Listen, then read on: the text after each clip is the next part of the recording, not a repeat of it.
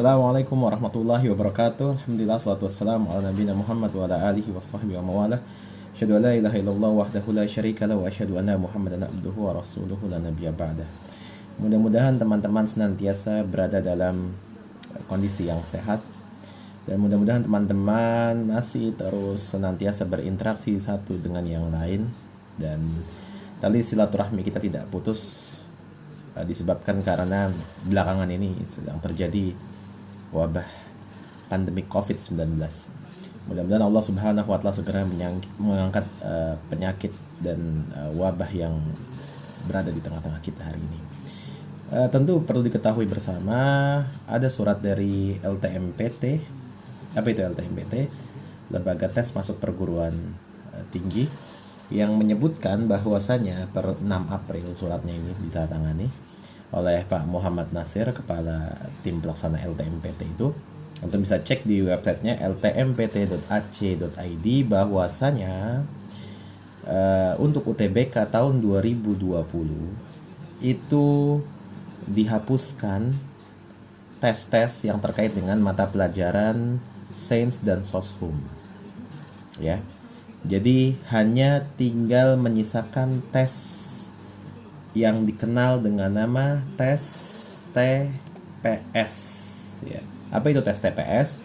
Tes TPS itu adalah tes potensi skolastik. Tes potensi skolastik itu adalah tes yang lebih menekankan pada 3 jenis. Yang pertama adalah tes yang sifatnya subtes verbal, terdiri atas sinonim, antonim, analogi, dan wacana. Ada lagi yang dikenal dengan nama kuantitatif, ada aljabar, aritmatika, geometri, dan deret angka. Dan yang terakhir adalah penalaran, logis, analitis, maupun diagram. Ini hampir sama dengan tes yang diselenggarakan oleh Badan Kepegawaian Negara ketika melaksanakan tes penerimaan calon pegawai negeri sipil. Itu ada beberapa tes. Yang pertama ada yang namanya TKD, tes kompetensi dasar. Setelah tes kompetensi dasar maka akan masuk pada tes kompetensi bidang, baru nanti interview, lalu dinyatakan lulus untuk menjadi pegawai negeri.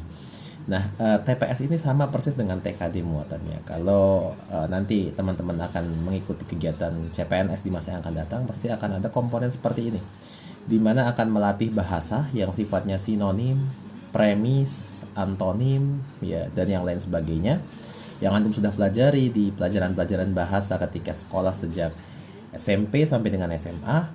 Lalu yang nomor 2 ada tes yang sifatnya matematik. Tapi kalau di TKD itu hampir sebagian besar soalnya lebih kepada deret angka, ya. Lalu yang berikutnya ada juga sih soal-soal aljabar dan aritmatika. Cuma itu lebih sedikit.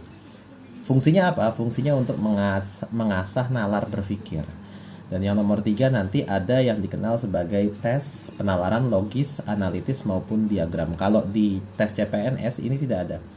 Yang ada adalah yang dikenal sebagai TIU, tes inteligensia umum. TIU itu meliputi bagaimana emosi seseorang dan wawasan-wawasan umum yang terkait dengan kebangsaan, baik Pancasila, PMP, PPKN, maupun sejarah itu sendiri.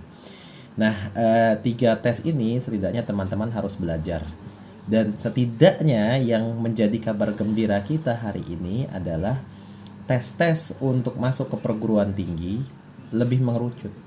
Beban antum untuk masuk ke perguruan tinggi berkurang karena ditiadakannya tes yang sifatnya tes soshum maupun tes sains. Oleh karena itu kita menyarankan dari BK teman-teman untuk belajar yang terkait dengan matematika dasar, belajar tentang bahasa khususnya premis, sinonim, dan antonim. Lalu yang berikutnya adalah belajar tentang wawasan yang sifatnya dapat membangun nalar berpikir. Ya, nanti biasanya suka ada permisalan-permisalan yang sifatnya logik lah, ya. Itu bisa dipelajari. Ada banyak situs-situs yang membuka peluang untuk melakukan tryout TPS. Nah, informasi yang berikutnya bahwasanya kalau antum mau lihat di websitenya LTMPT itu yang ditandatangani per 6 April kemarin, bahwasanya kegiatan UTBK itu pendaftarannya ya. UTBK dan SBMPTN itu pendaftarannya tanggal 2 sampai dengan tanggal 20 Juni 2020. Harap dicatat baik-baik waktunya supaya tidak ada lagi yang tidak paham atau tidak tahu kapan pelaksanaan pendaftarannya. Pelaksanaannya sendiri dilaksanakan 5 sampai 12 Juli 2020 dan pengumumannya tanggal 25 Juli 2020. Ini penting untuk teman-teman ketahui mengingat kegiatan UTBK ini adalah salah satu cara yang ada selain adanya ujian-ujian mandiri yang dilaksanakan di masing-masing kampus. UTBK itu juga merupakan salah satu cara penerimaan perguruan tinggi yang prestisnya tentu lebih besar dibandingkan dengan prestis masuk dalam ujian mandiri, karena nanti biasanya yang lulus UTBK itu konon dulu ya waktu zaman saya itu mereka yang tembus melalui jalur ujian kolektif bersama-sama secara serentak di seluruh Indonesia itu biasanya memiliki pembayaran semester yang lebih murah dibandingkan mereka yang mengikuti jalur mandiri ini dulu ya, nggak tahu ya kalau sekarang. Jadi harus dicamkan baik-baik dan diingat baik-baik kapan pendaftarannya. Jadi sejak awal Juni antum sudah mempersiapkan segala macam berkas untuk dipersiapkan menuju pendaftaran. Itu yang paling penting ya. Jadi yang pertama untuk mengetahui UTBK ketahui itu informasinya. Yang nomor 2 adalah belajar dengan sebaik-baiknya mengingat mata pelajarannya sudah semakin mengerucut ya. Kalau bisa di bimbel-bimbel yang antum ikuti ini diminta agar mereka lebih mengedepankan dan mendrill secara all out pelajaran-pelajaran yang terkait dengan TPS tadi itu. Banyak melakukan tryout, banyak melakukan latihan-latihan, itu aja sih sebenarnya kuncinya. Dan pegang beberapa soal-soal yang menjadi kuncian. Perhatikan ada berapa soal aritmatika, ada berapa soal aljabar, ada berapa soal geometri, ada berapa soal sinonim, antonim, premis ya, silogisme ya, misalkan premis 1, premis 2, kesimpulan dan yang lain sebagainya, deret angka, deret ukur, deret hitung, terus juga logika, matematika dan yang lain sebagainya itu dipelajari. Artinya tes-tes ini memang benar-benar tes-tes yang menentukan masuk perguruan tinggi secara mudah karena cuma satu tes doang. Yang nomor 2 adalah benar-benar sangat elementer karena melihat sejauh mana nalar berpikir seseorang untuk masuk ke dalam kampus-kampus tujuannya. Jadi perbanyak latihan, perbanyak untuk membaca buku. Membaca buku kenapa penting? Karena membaca buku itu adalah mengasah nalar berpikir kita. Ya, baca buku-buku yang sifatnya psikologis ya atau sifatnya filosofis. Kalau mau baca bukunya Joseph Gardner atau Joseph Starner itu ya namanya Dunia Sophie ya, Dunia Sophie, tapi bukunya agak berat karena itu sangat amat memancing dan merangsang kita untuk berpikir. Atau buku-bukunya Sherlock Holmes ya, itu juga buku-bukunya yang membahas tentang Sherlock Holmes, bagaimana Sherlock Holmes memecahkan permasalahan-permasalahan melalui logika-logika yang dimiliki. Jadi itu yang penting, banyak berlatih, banyak baca buku juga, karena banyak baca buku itu akan membuka kosakata berpikir kita, kosakata kalimat kita, dan berpetualang kita dalam banyak logika ya. Kalau mau nonton film-film yang banyak mengasah logika juga, jangan terlalu banyak nonton film dewasa antum ya, karena nanti akan butek pikirannya. Udah di rumah terus, lalu antum lebih banyak menggunakan waktunya untuk nonton film-film porno. Susah begitu kok berharap untuk diterima di kampus perguruan tinggi favorit. Jadi itu yang nomor 2. Yang nomor 3 adalah ajak teman-teman untuk belajar bersama. Tapi nggak boleh karena ini kan physical distancing ya. Jadi nggak usah ketemuan. Mungkin bisa lewat Zoom, saling memecahkan soal. Bisa melalui aplikasi-aplikasi sejenis yang bisa saling tatap muka dan menyelesaikan soal secara bersama-sama. Yang nomor 3, tetap untuk berusaha meminta doa dari orang tua antum ya. Dan yang nomor 4, perbanyak bersedekah. Sekarang pintu-pintu sedekah dibuka sangat lebar, sangat banyak. Sedekah yang paling mudah bagi diri kita hari ini adalah mungkin kita bisa meminta uang ongkos kita setiap hari dari orang tua jika itu memang ada, dan orang tua kita berkecukupan untuk diisikan GoPay ya, atau untuk diisikan saldo di pembayaran online. sehingga nanti antum bisa menyisihkan waktu antum buat mereka-mereka yang membutuhkan, khususnya mereka-mereka yang hanya mendapatkan honor harian. Contohnya antum beli satu gratis satu, atau ketika membeli sesuatu dilebihkan satu buat abangnya. Karena yakinlah, salah satu cara kita untuk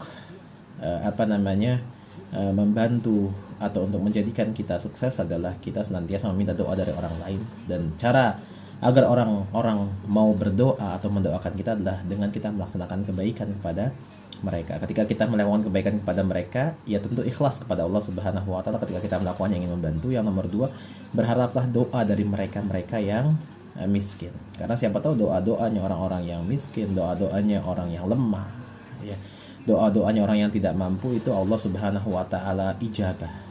Ya, sehingga akhirnya antum bisa memaksimalkan potensi doa yang dimiliki oleh orang-orang yang membutuhkan di masa physical distancing seperti ini. Apalagi per hari Jumat tanggal 10 April pemerintah Jawa Barat dan mungkin akan pemerintah DKI Jakarta, dan itu mungkin akan disusul oleh pemerintahan di wilayah-wilayah selanjutnya, di wilayah-wilayah ring selanjutnya seperti mungkin Depok, Bekasi, Tangerang dan yang lain sebagainya tempat antum bermukim.